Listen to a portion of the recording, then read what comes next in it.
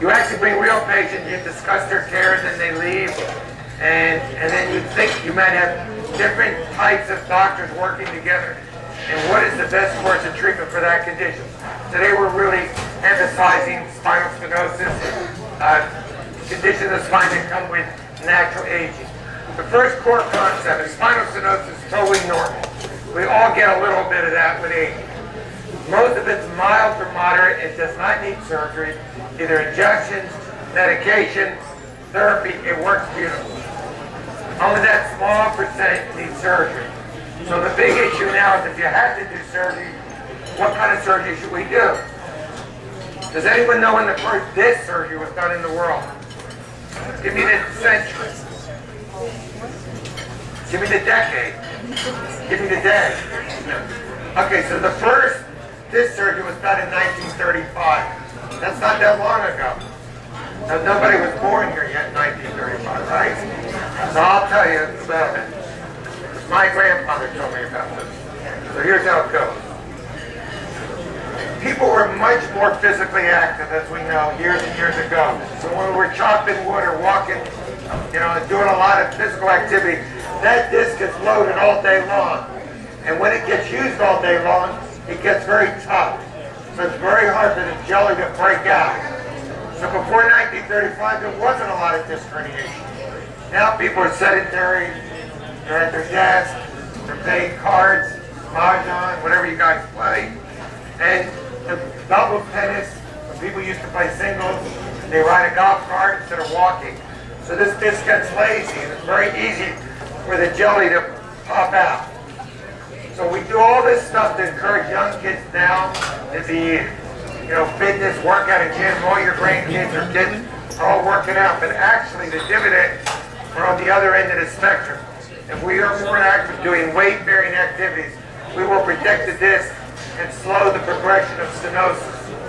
People are always asking me about, People are always asking me about prevention and wellness, and we have a very holistic approach. By the way, all this is in a website called Ortho-Spine. It's on my card. We have a blog on that site. We have now blogs about wellness. There's a lot more that we do now in spine, in South Palm Ortho Spine besides surgery. In fact, 95% of what we do is not surgical. But if we have to do surgery, we want it to be less invasive. It used to be if you had a laminectomy to remove a disc, you're in the hospital for a week on your back. And then we started making smaller incisions. And then it used to be that you remove the back of the spine if someone had stenosis to remove the blockage. And then you had to put rods and screws and do a fusion. It was a 5 and 6 hour operation, still is.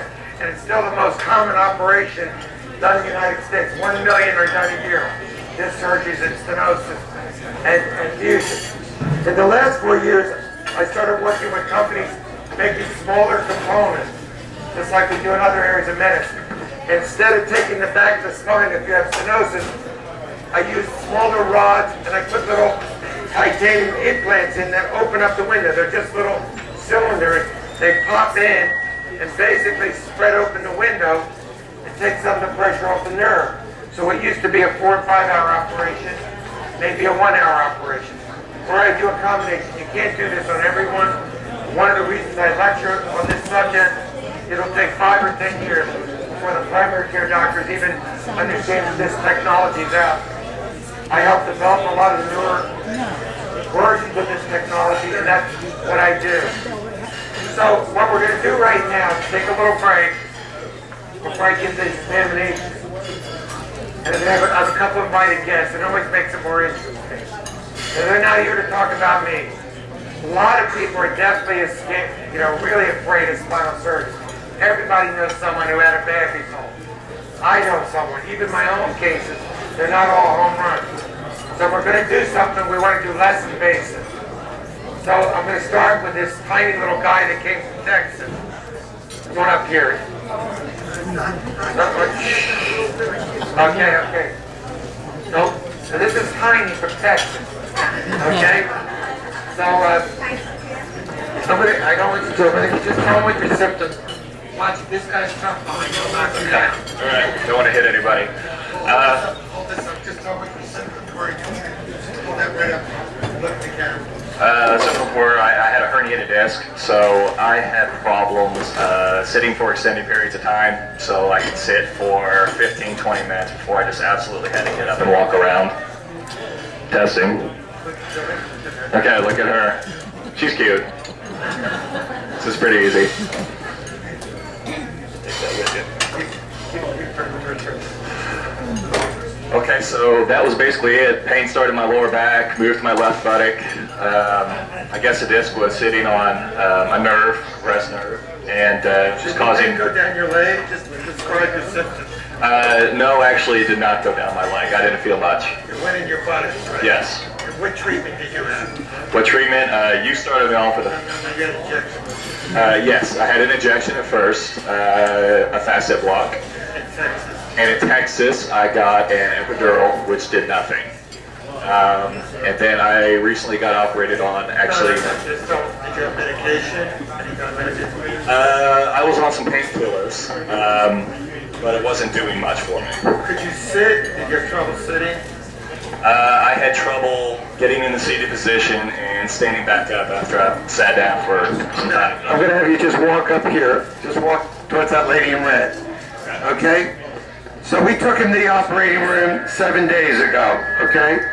And he's getting up and down. No, Clive, this is a medical meeting, guys. Wait, come back. Come back here. He's going to go to dental school, but he's going to have to learn to take directions. His mother's a doctor, actually works in my office. But, so it was inconceivable, especially someone his size, that we could do surgery like this. I would show his back because people in Texas just don't like showing their butt, you know? So I'm going to have you go back there. He's got a plane to catch. How old are you? He's 26? 26? Yeah. So, you know, the idea that we can do this, and he was the worst patient I guess I've had all year, because he called me the night of surgery, and he wanted to smoke a cigar in the hospital. And we got him. And this is not a guy you want to have an argument with, okay? But we did convince him to wait till the next day, and he's done well. So the idea of this surgery done in 2010 versus just a few years ago, he could have gone home right after surgery. We do these as an outpatient. Now, I'm going to talk about stenosis, but a lot of people want to know about this surgery. So I'm always bringing, I'm trying to bring various age patients with different problems. You're going to see a little series here today. Okay, who's next? Who's the next victim? Okay, this gentleman up here. Yeah. And what I try to do is bring patients at different, like he's 1 week, 7 days. Now, the goal here is to just tell what your symptoms were.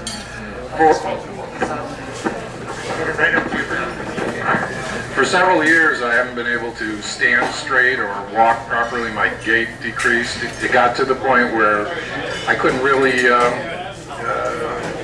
do normal activities anymore.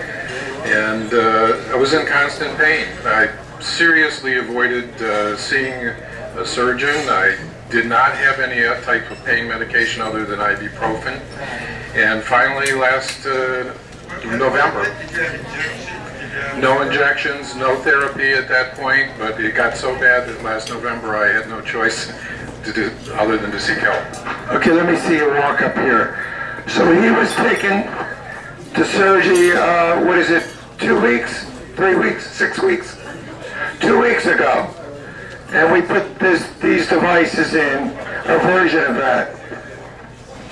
So, what medication are you on now? You're on Vicodin? Right now I'm taking some Percocet, and I'll probably be taking ibuprofen if that's okay as well. How about the pain down your leg? Pain down my leg is completely subsided. There was one spot in the rear of my spine there that was constantly the source of pain, and that's completely gone. And like I said, I can stand straight for the first time in years. Okay, thank you. He had spinal stenosis. He had spinal stenosis. Thank you so much. Okay. Of course, I give him